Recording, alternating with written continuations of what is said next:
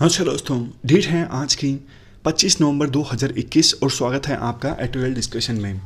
आज 3 इश्यूज हम डिस्कस करेंगे। सबसे पहले आर्टिकल हम डिस्कस करेंगे लाइव मिंट का माइक्रो इरिगेशन से संबंधित। दूसरे नंबर पे आर्टिकल हम डिस्कस करेंगे हिंदू का के शेप्ड रिकवरी से संबंधित।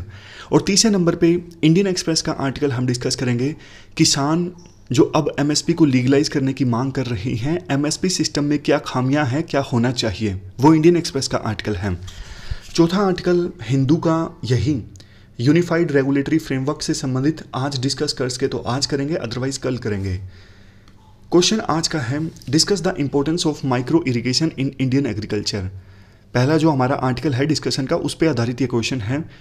माइक्रो इरिगेशन की इंपॉर्टेंस डिस्कस कीजिए, सिग्निफिकेंस भी लिखा आ सकता है। सेकंड पार्ट में पूछा जा रहा है एरिया जो है माइक्रो इरिगेशन के अंतर्गत हमारे देश में पोटेंशियल के हिसाब से नहीं इंक्रीज हो रहा है, क्यों, रीजंस आपको बताने हैं। कोट है आज का ह्यूमैनिटी से संबंधित कोफी अन्नान का, जो यूएन के फॉर्मर सेक्रेटरी जनरल हैं। इन्होंने बोला था we may have different religions. हमारा देखो धर्म अलग हो सकता है, लैंग्वेज अलग हो सकती है, कलर अलग हो सकता है स्किन का, लेकिन हम सब एक ही ह्यूमन रेस से संबंध रखते हैं। तो जब आपको बोलना हो कि सबको मिलजुल के साथ रहना चाहिए ऐसे में या फिर एथिक्स में, उस समय आप ये कोट इस्तेमाल कर सकते हो। चलिए डिस्कशन स्टार्ट करते हैं। First important article micro irrigation से संबंधित है। आप जीएस पेपर 3 के इस टॉपिक से आर्टिकल को रिलेट कर सकते हो। देखो, पानी की हमारे देश में कमी है और सबसे ज़्यादा पानी की आवश्यकता होती है एग्रीकल्चर सेक्टर में। तो पानी को एग्रीकल्चर सेक्टर में एफिशिएंटली यूज़ करना ये एक मेजर चैलेंज है। इसके लिए काफ़ी सारे स्टेप्स उठाए जाते हैं। उनमें से एक है माइक्रो इरिगेशन टेक्निक्स का इस्तेमाल करना। माइक्रो इरिगेशन टेक्निक्स के एग्जांपल हैं जैसे कि देखो ड्रिप इरिगेशन या फिर स्प्रिंकल इरिगेशन, ये जो फुहारा चलता है। तो इस प्रकार की माइक्रो इरिगेशन टेक्निक्स का अगर इस्तेमाल किया जाए तो सिंचाई में पानी की बचत की जा सकती है, यानी पानी को एफिशिएंटली इस्तेमाल किया जा सकता है। बट देखो, इस बात पर सहमति के बावजूद हमारे देश में माइक्रो इरिगेशन मेथड्स का जो इस्तेमाल है वो किसान कम कर रहे हैं। इसके पीछे काफ़ी सारे रीजंस भी रिस्पॉन्सिबल हैं जो हम इस आर्टिकल में डिस्कस करेंगे। उससे पहले आर्टिकल में ये बताया जाता है कि हमारे देश में देखो पानी की जो अवेलेबिलिटी है वो कम होती जा रही है। 2011 के बाद से ही इंडिया वाटर डेफिशिएंट कंट्रीज़ की श्रेणी में एंटर कर चुका है, यानी वाटर डेफिशिएंट कंट्रीज़ की कैटेगरी में अब इंडिया आता है। वो देश जहां पर कैपिटा पानी की जो अवेलेबिलिटी है 1700 किलोलीटर से कम होती है, वो देश वाटर डेफिशिएंट कंट्रीज़ की कैटेगरी में आता है। और इंडिया में पर कैपिटा वाटर की जो अवेलेबिलिटी है कितनी है, 1428। तो 1700 से काफ़ी कम है। इंडिया G20 के उन देशों में आता है जहां पे पानी की जो अवेलेबिलिटी है बहुत तेज़ी से कम हो रही है। और अगर देखो इस सिचुएशन में माइक्रो इरिगेशन का इस्तेमाल किया जाए ना, तो पानी को 50 से 90% तक एफिशिएंटली इस्तेमाल किया जा सकता है। और भी काफ़ी सारे फ़ायदे होंगे किसानों को। अगर देखो पानी कम इस्तेमाल होगा तो इलेक्ट्रिसिटी की बचत होगी। अब दिक्कत ये है ना, सरकार कई राज्यों में इलेक्ट्रिसिटी बिल्कुल फ्री कर देती है।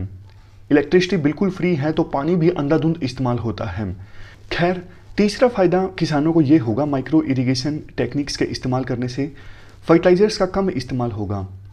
ज़्यादा पानी मतलब फर्टिलाइज़र्स की ज़्यादा आवश्यकता होती है, और अगर पानी को एफिशिएंटली यूज़ किया जाए तो फर्टिलाइज़र्स भी कम चाहिए। नेक्स्ट पॉइंट, अगर देखो ज़्यादा पानी इस्तेमाल हो जाता है तो सोइल की जो सैलिनिटी है वो इंक्रीज़ हो जाती है, प्रोडक्टिविटी कम हो जाती है।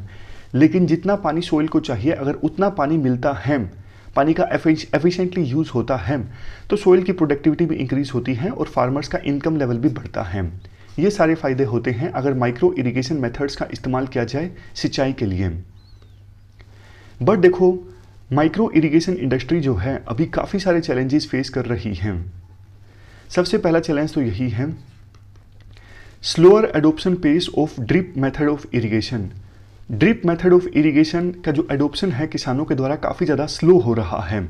हमारे देश में देखो पोटेंशियल ये है, टोटल 27 मिलियन हेक्टेयर जो खेती योग्य भूमि है ना, वहाँ पर माइक्रो इरिगेशन मेथड्स का इस्तेमाल हो सकता है, ऐसा बोला था task force on micro irrigation ने 2004 में। लेकिन अभी सिर्फ 4% खेती योग्य भूमि जो हमारे देश में है वहाँ पे ड्रिप इरिगेशन मेथड का इस्तेमाल होता है, और टोटल जितना पोटेंशियल है ना उसका सिर्फ 15% ही हम यूज़ कर पा रहे हैं। और इससे भी ज़्यादा कुछ ही राज्यों में ड्रिप इरिगेशन मेथड का इस्तेमाल ज़्यादा होता है और ज़्यादातर राज्यों में नहीं होता है। इसके बाद नेक्स्ट पॉइंट देखो, ज़्यादातर राज्यों में अगर हम तमिलनाडु और गुजरात को छोड़ दें तो ज़्यादातर राज्यों में माइक्रो इरिगेशन के लिए इक्विपमेंट्स परचेज करने पर किसानों को सब्सिडी मिलती है सिर्फ कुछ ही महीनों के लिए। जैसे देखो हरियाणा है, पंजाब है, ये बोलते हैं आप सिर्फ सब्सिडी ले सकते हो जनवरी में, फरवरी में, मार्च में। सिर्फ मैं आपको एग्जांपल दे रहा हूँ, पूरा साल आपको सब्सिडी नहीं मिलेगी, सिर्फ 3 महीने सब्सिडी मिलेगी। 3 महीने भी इसलिए क्योंकि 31 मार्च से पहले टारगेट्स पूरे करने होते हैं, इस वजह से जल्दी इतने दिखा दिए जाते हैं कि देखो हमने इतने फार्मर्स को सब्सिडी दे दी, मार्च रस जिसे कहते हैं। तो ये गलत है ना कि आप सिर्फ दिखाने के लिए स्कीम इंप्लीमेंट कर रहे हो। ऊपर से बाकी देखो आज के समय में सरकार हर एक स्कीम के लिए बोलती है कि हम डायरेक्टली पैसा भेजेंगे बेनिफिशियरी के अकाउंट में। जैसे जो पीएम सम्मान निधि स्कीम है उसमें किसानों के अकाउंट में सीधा पैसा चला जाता है, बट इस स्कीम का लाभ ना सीधा किसानों को नहीं मिलता। जिस वेंडर से किसान इक्विपमेंट्स परचेज करते हैं ना, उस वेंडर के अकाउंट में पैसे जाते हैं, वो भी सरकार सारी चेकिंग करने के बाद में पैसा देती है। तो वेंडर भी कई बार ना आनाकानी करते हैं कि यार सरकार पैसा तो देती नहीं, इतना लेट पैसा देती है सरकार, प्रॉपर इंस्पेक्शन और टेस्टिंग में ना टाइम लेती है, उसके बाद ही वेंडर के अकाउंट में पैसा देती है, काफ़ी डिले हो जाती है प्रोसेस। इसलिए वेंडर भी हेजिटेंट रहते हैं किसानों को इक्विपमेंट्स देने में। इसके बाद नेक्स्ट पॉइंट ये है, एलोकेशन भी इतना ज़्यादा नहीं है इस स्कीम के लिए सरकारों का, और कई जगहों पर तो देखो पावर भी फुली अवेलेबल नहीं रहती। अब ड्रिप इरिगेशन, स्प्रिंकल इरिगेशन का इस्तेमाल करने के लिए पावर तो चाहिए ना, लेकिन आज भी हमारे देश में कई रीजन्स ऐसे हैं जहाँ पे किसानों को पूरी पावर नहीं मिलती है, इसलिए भी किसान थोड़ा कम इंटरेस्टेड रहते हैं इन टेक्निक्स का इस्तेमाल करने के लिए। अब बात आती है वे फॉरवर्ड की, क्या किया जाए। देखो सबसे पहले तो ना हर एक स्टेज पे एक टाइमलाइन फिक्स की जाए। किसान एक एप्लीकेशन देगा अगर इस माइक्रो इरिगेशन टेक्निक्स का इस्तेमाल करने के लिए, सब्सिडी हासिल करने के लिए, तो किसान की एप्लीकेशन मिलने के बाद कब वो एग्जीक्यूट होगी, कब पेमेंट रिलीज होगी, हर एक स्टेज पे टाइमलाइन जो है वो फिक्स होनी चाहिए। इसके साथ साथ गवर्नमेंट का एक मॉनिटरिंग मैकेनिज्म भी होना चाहिए कि कितनी एप्लीकेशंस आई, कितनी एप्लीकेशंस को अप्रूवल मिला और कितने एक्चुअल में इक्विपमेंट्स इंस्टॉल हुए, सब कुछ सरकार देखे।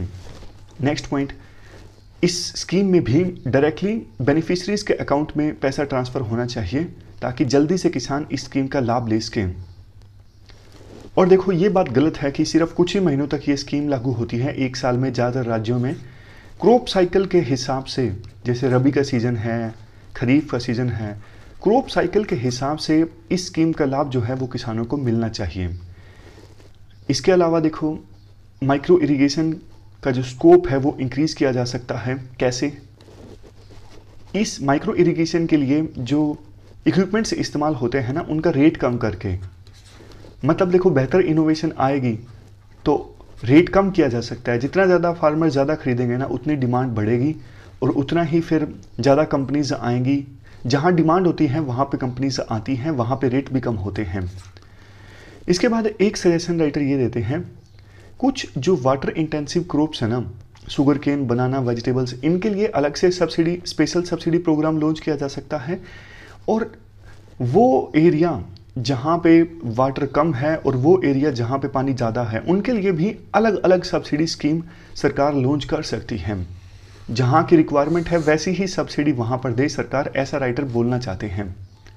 और देखो डैम में, रिजर्वर में जितना पानी होता है ना, तो सरकार के द्वारा ना एलोकेट किया जा सकता है कि इतना जो डैम का, रिजर्वर का पानी है ना, वो माइक्रो इरिगेशन के लिए इस्तेमाल होगा ही। इस प्रकार से वाटर एलोकेट होगा तो माइक्रो इरिगेशन टेक्निक्स का इस्तेमाल भी ज़्यादा होगा। फर्स्ट इंपॉर्टेंट आर्टिकल देश की इकोनॉमिक रिकवरी से संबंधित है। आप जीएस पेपर 3 के इस टॉपिक से आर्टिकल को रिलेट कर सकते हो। देखो, बहुत सारे एक्सपर्ट्स और सरकार ये दावा करती हैं कि कोविड-19 की महामारी के दौरान जो लॉकडाउन लगा, जिसकी वजह से इकोनॉमिक सिचुएशन बहुत ज़्यादा ख़राब हो गई, उसके बाद जो रिकवरी हो रही है वो वी शेप में हो रही है। जैसे एकदम से इकोनॉमिक सिचुएशन ख़राब हुई, ग्रोथ रेट कम हुई, लेकिन जैसे ही लॉकडाउन लगा अब तेज़ी से इकोनॉमिक सिचुएशन इम्प्रूव हो रही है, रिकवरी काफ़ी तेज़ी से हो रही है। ऐसा सरकार का दावा है कि रिकवरी जो है इकोनॉमी की वो वी शेप हो रही है। लेकिन आज के आर्टिकल में राइटर ये कहते हैं, देखो इकोनॉमी की रिकवरी वी शेप में नहीं हो रही है बल्कि के शेप में हो रही है।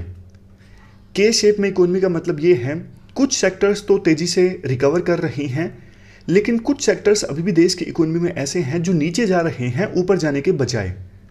तो सरकार कहती है वी शेप रिकवरी हो रही है, राइटर कहते हैं के शेप रिकवरी हो रही है। मतलब कुछ सेक्टर्स तेजी से रिकवर कर रहे हैं और कुछ ऊपर जाने के बजाय नीचे जा रहे हैं। राइटर बोलते भी हैं कौन से सेक्टर्स, एग्जाम्पल देते हुए कहते हैं, जैसे देखो जो हमारे टू व्हीलर्स होते हैं, गरीब लोग, मिडिल क्लास या लोअर मिडिल क्लास, वो लोग इस्तेमाल करते हैं टू व्हीलर्स। क्राइसिल का डेटा ये कहता है 2021 में टू व्हीलर्स की जो सेल है वो 3 से 6% तक कम हो गई as comparison to last year.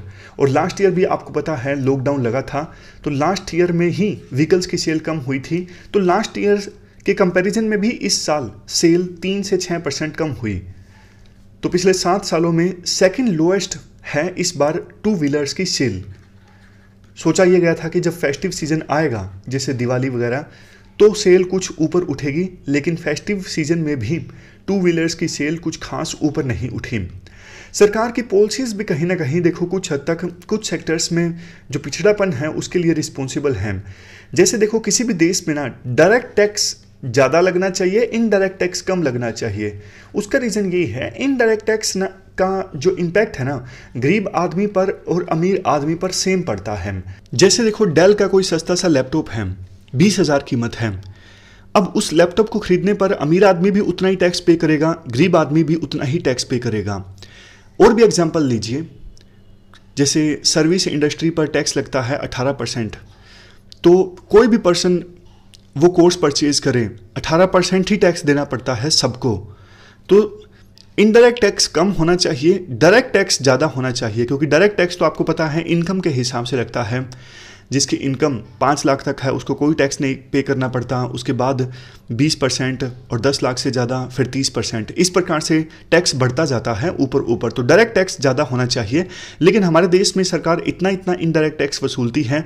जैसे टेक्सटाइल प्रोडक्ट्स पर अभी टैक्स जो है 5% से बढ़ा के 12% कर दिया।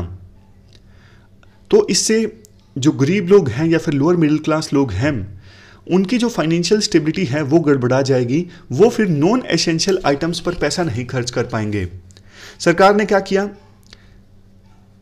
कॉर्पोरेट टैक्स कम कर दिया इन्वेस्टमेंट को अट्रैक्ट करने के लिए। 25% कॉर्पोरेट टैक्स कर दिया, पहले 30% था, लेकिन ज़्यादा इन्वेस्टमेंट आई नहीं।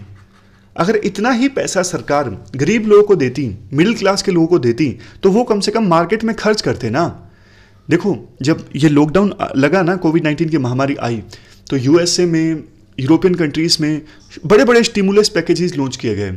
जैसे देखो यूएस में अनएम्प्लॉयमेंट चेक दिए गए बहुत सारे लोगों को, लेकिन हमारे देश में कुछ ऐसा खास नहीं हुआ। सरकार ने डायरेक्टली लोगों के हाथ में पैसा नहीं दिया, बल्कि कुछ ऐसी चीज़ें जहां पे सरकार को खर्चा करना चाहिए था, जैसे मनरेगा में सरकार ने एलोकेशन बल्कि घटा दिया। 2021-22 में मनरेगा के लिए जो एलोकेशन है वो 34% कम है, जबकि इनफॉर्मल सेक्टर के वर्कर्स की जॉब जाती है ना, वो पहले देखता है कि मनरेगा के तहत शायद मुझे जॉब मिल जाए। तो मनरेगा के तहत इतना कम पैसा सरकार ने एलोकेट किया है। और कुछ पैसा वो तो बल्कि लास्ट ईयर का है, मतलब पिछले लास्ट ईयर सरकार ने ज़्यादा खर्चा कर दिया तो वो वसूला जा रहा है इस साल। तो इस साल के लिए तो कतई कम पैसा सरकार ने एलोकेट किया है मनरेगा के लिए। इसके बाद राइटर बोलते हैं इतनी सारी तो देखो जॉब चली गई। इस साल अक्टूबर में centre for monitoring Indian economy की रिपोर्ट के अनुसार 50 लाख लोगों ने जॉब खो दी। तो ये लोग जिन्होंने अपनी जॉब खो दी, ये तो देखो इकोनॉमिकली इनसिक्योर हैं ज़्यादातर और नॉन एसेंशियल आइटम्स पर परचेज नहीं कर सकेंगे। और इनमें से बहुत से लोग तो ऐसे भी होंगे जो हाई फूड और फ्यूल प्राइसेस भी उनके लिए अफोर्ड करना मुश्किल है। तो मतलब वो गरीबी रेखा के नीचे आ जाएंगे जिन्होंने अपनी जॉब खोई है। तो इसके लिए सरकार को अर्जेंट स्टेप्स लेने चाहिए। इसके बाद राइटर एक पॉइंट ये देते हैं, देखो जो अपर मिडिल क्लास में या फिर अमीर लोग हैं ना, उनको इतना फर्क नहीं पड़ा, क्योंकि आप देखोगे तो कोविड-19 की महामारी के दौरान शेयर मार्केट बहुत तेजी से रिकवर हुई। एक बार तो सेंसेक्स 25,000 के आसपास पहुंच गया था, अब 50,000 के आसपास ट्रेड कर रहा है, और प्रॉपर्टी के दाम भी बढ़ गए। तो जिन लोगों के पास पैसा है, जिन लोगों के पास एसेट है, वो तो देखो उनको तो ठीक ठाक वो मतलब हो गया पहले जैसा, एसेट के दाम बढ़ गए। लेकिन जिनके पास एसेट है ही नहीं, जैसे देखो हमारे देश में सिर्फ 5% लोग शेयर मार्केट में इन्वेस्ट करते हैं, इक्विटी में, तो सिर्फ उनको फायदा हुआ ना। Lower middle class share market में इन्वेस्ट नहीं करती कि उनको शेयर मार्केट जो बूम कर रही है उसका फायदा मिलता। उनको तो डायरेक्टली हाथ में पैसा देना चाहिए था। मल्टीप्लायर का कंसेप्ट है, अगर आप किसी को पैसा दो तो पैसे से पैसा बनता है, वो मार्केट में जाता, पैसा खर्च करता, डिमांड क्रिएट होती और फैक्ट्रीज ज़्यादा प्रोड्यूस करती, ज़्यादा जॉब्स क्रिएट होती, इकोनॉमिक एक्टिविटीज़ ज़्यादा होती, जीडीपी बढ़ती, इकोनॉमिक ग्रोथ रेट बढ़ती। लेकिन सरकार ने डायरेक्टली लोगों के हाथ में पैसा नहीं दिया। इवन कोविड-19 के मुश्किल भरे दौर में भी सरकार ने कॉर्पोरेट टैक्स कम कर दिया। वही बात, सरकार को प्रायोरिटी देनी चाहिए थी कि कौन लोग मार्केट में जाके खर्चा कर सकते हैं, कौन लोग सेविंग करेंगे। ये बात सरकार ने ध्यान नहीं दी और उसका नतीजा ये निकला कि हमारे देश की जो इकोनॉमी की ग्रोथ है अब के शेप में होगी। कुछ सेक्टर्स ग्रो करेंगे और कुछ जो सेक्टर्स हैं वो पॉलिसीज के कारण नीचे जा रही हैं, ऊपर जाने के बजाय। तो ये हमने पूरा आर्टिकल डिस्कस किया देश की इकोनॉमिक रिकवरी से संबंधित। इसके बाद नेक्स्ट आर्टिकल, किसानों के द्वारा अब एमएसपी को जो लीगलाइज करने की डिमांड की जा रही है उस इश्यू से संबंधित है। आप जीएस पेपर 3 के इस टॉपिक से आर्टिकल को रिलेट कर सकते हो। देखो, गुरु नानक देव जी की जयंती के मौके पर प्रधानमंत्री मोदी ने 3 कृषि कानूनों को वापस लेने का अनाउंसमेंट किया और आह्वान किया किसानों से कि जो दिल्ली के बॉर्डर पर बैठे हैं कि अब वो अपने घरों की ओर लौट जाएं। लेकिन किसानों ने फिलहाल घरों की ओर लौटने से मना कर दिया है। उन्होंने कहा है हम पहले तो ऑफिशियली इंतजार करेंगे जब पार्लियामेंट के थ्रू ये 3 कृषि कानून वापस लिए जाते हैं। इसके साथ साथ किसानों ने और भी डिमांड्स रखी हैं, मतलब डिमांड्स तो पहले की ही हैं। किसान कहते हैं हमारी जो दूसरी डिमांड्स जो हैं वो भी फुलफिल होनी चाहिए, जैसे legalisation of MP, increasing the support price, मतलब फसलों पे जो एमएसपी मिलता है उसको इंक्रीज़ किया जाए। और अभी जो वैसे सरकार 24-25 फसलों के लिए एमएसपी अनाउंस तो करती है, प्रोक्योरमेंट कुछ ही फसलों के लिए होती है जैसे वीट, राइस, और बाकी 24 के अलावा जो दूसरी फसलें हैं उनके लिए तो सरकार एमएसपी अनाउंस भी नहीं करती। तो किसानों की एक डिमांड ये है सभी जो क्रॉप्स हैं वो एमएसपी रेजीम में आनी चाहिए। इसके जवाब में राइटर कहते हैं कि देखो एमएसपी रेजीम में ना कुछ इश्यूज हैं। सबसे पहला इशू, एलाइड सेक्टर के लिए कोई एमएसपी सरकार अनाउंस नहीं करती।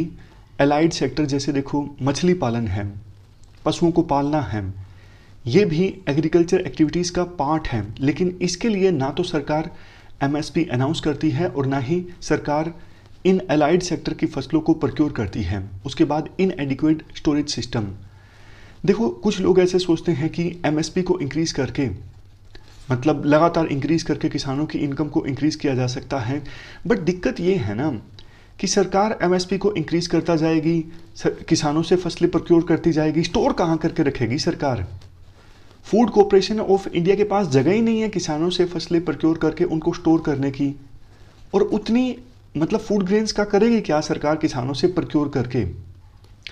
इतना खर्चा आता है सरकार को किसानों से फसलों को प्रोक्योर करने का खर्चा। जैसे कि देखो राइस को प्रोक्योर करने की इकोनॉमिक कॉस्ट कितनी है? 1 किलोग्राम राइस को प्रोक्योर करने पर सरकार को खर्चा आता है 37 रुपये, और 1 किलोग्राम वीट को प्रोक्योर करने पर सरकार को खर्चा आता है 27 रुपये। लेकिन मार्केट प्राइस देखो राइस और वीट का कितना ज़्यादा कम है, मतलब सरकार महंगा किसानों से परचेज करती है और सस्ता देती है मार्केट में।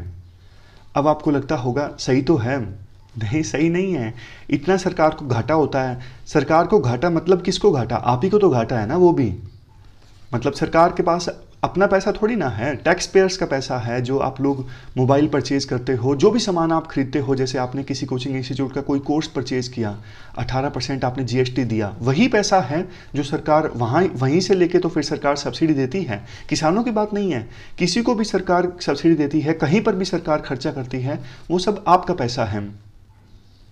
नेक्स्ट पॉइंट, अभी देखो एमएसपी जो है ये पैडी और वीट की तरफ ज़्यादा स्क्यूड है, मतलब सरकार पैडी और वीट को प्रोक्योर करती है और ज़्यादा अच्छा एमएसपी देती है पैडी और वीट पर। इस वजह से किसान जो है ना वो पैडी और वीट ज़्यादा उगाते हैं, बाकी फसलों पर ध्यान नहीं देते।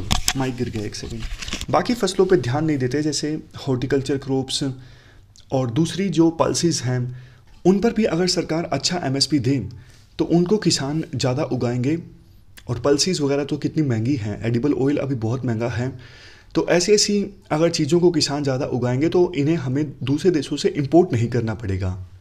नेक्स्ट पॉइंट, अभी देखो एमएसपी स्कीम की इम्प्लीमेंटेशन में ना लूप होल भी है। शांता कुमार कमेटी आई थी 2015 में, इन्होंने बोला था हमारे देश में सिर्फ 6% जो किसान हैं वो एमएसपी सिस्टम से कवर्ड हैं, बाकी 94% किसान तो ऐसे हैं जो एमएसपी पर अपनी जो फसल है वो बेच ही नहीं पाते, वो बाहर हैं इस पूरे रेजीम से। और देखो एमएसपी बेस्ड जो प्रोक्योरमेंट सिस्टम है ना, इसमें मिडिल मैन भी काफ़ी होते हैं, कमीशन एजेंट, एपीएमसी ऑफिशियल सब अपना अपना कमीशन लेते हैं, तो छोटे किसानों को बड़ी दिक्कत आती है, उनको हर जगह पे थोड़ा थोड़ा कमीशन देना पड़ता है। इसके बाद बात आती है वे फॉरवर्ड की कि अब आगे करना क्या चाहिए। सबसे पहले तो राइटर कहते हैं नेचुरल फार्मिंग एडोप्ट करो। देखो ग्रीन रेवोल्यूशन के बाद से ही चला आ रहा ये सब्सिडी बेस्ड जो एग्रीकल्चर सिस्टम है ना, इसमें बहुत सारे केमिकल्स का इस्तेमाल हुआ है सोइल की प्रोडक्टिविटी को इंक्रीज़ करने के लिए, और अल्टीमेटली बहुत नुकसान पहुंचा है। मतलब फूड चेन में भी ऐसे ऐसे केमिकल्स अगर एंटर करते हैं तो ह्यूमन हेल्थ पर, वो सब खाना हम खाएंगे तो ह्यूमन हेल्थ पर बहुत ज़्यादा प्रतिकूल असर पड़ता है, एडवर्स इम्पैक्ट पड़ता है। तो सस्टेनेबल एग्रीकल्चर की तरफ शिफ्ट करना via zero budget natural farming, ये एक बहुत अच्छा सॉल्यूशन है। देखो अलग अलग हमारे देश में ना अलग अलग जोन्स में, अलग अलग रीजन्स में क्लाइमेट अलग अलग है, तो राइटर कहते हैं रीजन स्पेसिफिक जो ट्रेडिशनल एग्रीकल्चर प्रैक्टिसेस है ना, जो नेचुरल हैं, उनका इस्तेमाल किया जा सकता है। ये बात सही है कि one size doesn't fit all, मतलब जीरो बेस्ड जो ये जीरो बजट नेचुरल फार्मिंग की हम बात करते हैं ना, पूरे देश में सेम नहीं हो सकती, अलग अलग क्लाइमेट रीजन्स में अलग अलग हो सकती हैं, ऐसा राइटर बोलते हैं। इसके बाद नेक्स्ट पॉइंट, राइटर ये बोलते हैं अभी देखो सरकार वोट हासिल करने के लिए जो डायरेक्टली सब्सिडी देती है ना, जैसे लोन माफ़ कर दिया या फिर बिजली माफ़ कर दी, इसके बजाय सरकार ना इस प्रकार से किसानों को फ़ायदा करे कि एग्रीकल्चर रीस्टोर हो, जैसे सोइल को रीजनरेट करने पर सब्सिडी दे दी, वाटर रिसोर्सेज को रीस्टोर करने पर सब्सिडी दे दी, सीड्स को प्रमोट करने पर सब्सिडी दे दी, एग्रो बायोडाइवर्सिटी को प्रमोट करने पर सब्सिडी दे दी। मतलब सरकार उन चीज़ों पर सब्सिडी दे जिससे एग्रीकल्चर रीस्टोर होता हो, बजाय कि लोन माफ़ कर दिया, बिजली माफ़ कर दी, इससे तो बल्कि और ज़्यादा नुकसान होता है। इवन राइटर ये भी बोलते हैं रिसोर्सेज जो हैं उनका देखो इक्विटेबल डिस्ट्रीब्यूशन होना चाहिए। बहुत बार ऐसा होता है अमीर किसान जो हैं वो सभी रिसोर्सेज को एक्सेस कर पाते हैं, अवेल कर पाते हैं, लेकिन जो गरीब किसान हैं वो रिसोर्सेज को अवेल करने से वंचित हो जाते हैं। तो इक्विटेबल डिस्ट्रीब्यूशन होना चाहिए रिसोर्सेज का। इसके बाद एक और अच्छा पॉइंट है, किसानों को आप सपोर्ट करो कलेक्टिव बनाने के लिए। जैसे देखो फार्मर प्रोड्यूस ऑर्गेनाइजेशन है, अब ऐसे ऐसे फार्मर कलेक्टिव्स बनेंगे ना, तो farmers labour skills knowledge in सब का मतलब इकट्ठा करके इन सब का इस्तेमाल कर सकेंगे। देखो जैसे 5 किसान हैं ABCDE, ए किसान की अलग नॉलेज है, एक बी किसान की अलग नॉलेज है, सी किसान की अलग स्किल है, वो पांचों एक साथ मिल के काम करेंगे तो वो एक दूसरे की नॉलेज से, एक दूसरे की स्किल से, एक दूसरे की लेबर से बहुत कुछ हासिल कर सकेंगे। और पांचों मिल के अपनी फसल बेचने जाएंगे तो उनको 100% उनकी फसल के उचित दाम मिलेंगे, क्योंकि उनकी बार्गेनिंग पावर जो है वो इंक्रीज हो जाएगी। तो फार्मर्स को सपोर्ट किया जाए कलेक्टिव बनाने में। नेक्स्ट पॉइंट, नई सीड पॉलिसी आनी चाहिए जिसके तहत लोकल सीड बैंक्स बने और किसान जो हैं वो कॉमर्शियल सीड इंडस्ट्री को अवॉइड कर सकें। जो कॉमर्शियल सीड इंडस्ट्री है उससे किसान अगर सीड्स परचेज करते हैं तो सीड्स बहुत महंगे मिलते हैं। बहुत बार तो ऐसा होता है कि सीड महंगे मिलने के बावजूद भी प्रोडक्टिव नहीं होते, नकली निकल जाते हैं। तो लोकल लेवल पे सीड बैंक्स होंगे तो वहाँ से किसान सीड्स ले सकेंगे। Next point, climate change mitigation strategies को भी प्रमोट करने की आवश्यकता है। क्लाइमेट चेंज हो रहा है, कभी ज़्यादा बारिश कभी सूखा, ऐसी सिचुएशन में किसान कैसे खेती करें इसके लिए उन्हें नॉलेज प्रोवाइड करने की आवश्यकता है ताकि बदलते क्लाइमेट में किसान अपनी जो पैदावार है वो सस्टेन कर सकें। तो ये सारे पॉइंट्स हमने डिस्कस किए कि क्या करना चाहिए हमें नए एमएसपी रेजीम के अंतर्गत। लास्ट में देखो कंक्लूजन में ये बोला जाता है कि ना अब वो डिवाइड नहीं रहा। पहले लोग बोलते थे कि रूरल इलाके में रहता है तो मतलब खेती करता होगा, अर्बन एरिया में रहता है तो मतलब इंडस्ट्रियलाइजेशन का पार्ट होगा। ऐसा नहीं है। अब इस डिवाइड को ख़त्म करके रूरल एरियाज़ में भी फूड प्रोसेसिंग इंडस्ट्रीज़ ये सब इस्टेब्लिश करने की आवश्यकता है। तो वो डिवाइड जो पहले हुआ करता था, अर्बन मतलब इंडस्ट्रियलाइजेशन, रूरल मतलब एग्रेरियन, वो डिवाइड अब ख़त्म हो चुका है। और सरकार देखो अर्बन से काम नहीं चलेगा, सरकार रूरल एरियाज़ पर भी ध्यान दे। रूरल एरियाज़ में जो लोग रहते हैं उनकी इनकम लेवल बढ़ाने के बारे में भी सरकार सोचे। अदरवाइज़ जिस प्रकार की ये फार्मर मूवमेंट चली उस प्रकार की मूवमेंट आगे भी चलती रहेंगी। तो ये हमने पूरा आर्टिकल डिस्कस किया। हमारी आज की इस डिस्कशन में इतना ही है। आज हमने 3 इश्यूज़ को डिटेल से डिस्कस किया। Thank you very much for discussion.